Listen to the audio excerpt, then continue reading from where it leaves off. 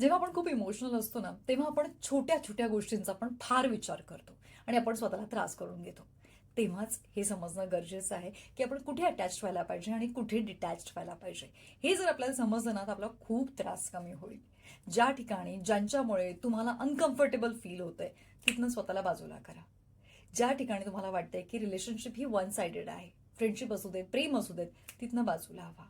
ज्यांच्या कोणामुळे तुम्हाला असं वाटतंय की तुमचं मानसिक स्वास्थ्य आणि तुमचं पीस हा हरवला जातोय, तो डिस्टर्ब होतोय, तिथनं बाजूला व्हा.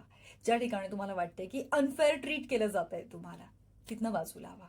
या सगळ्या ठिकाणी जेव्हा तुम्ही डिटॅच होतात ना, त्याचं कोणाला एक्सप्लेनेशन द्यायची काही गरज नाहीये. कारण तुम्ही कशासाठी करत आहात? तुमच्या स्वतःच्या पीससाठी. तुम्हाला त्याच्याने त्रास कमी होईल. चुकीच्या ठिकाणी अटॅच व्हाल तर त्रास होत राहील आणि इतरांचं काही जात नाही, ते त्यांचं त्यांचं वागत राहतात. त्यामुळे ह्या गोष्टींची नक्की काळजी घ्या आणि कोण त्याच्यानंतर आपल्याबद्दल काय विचार करतंय याचा विचार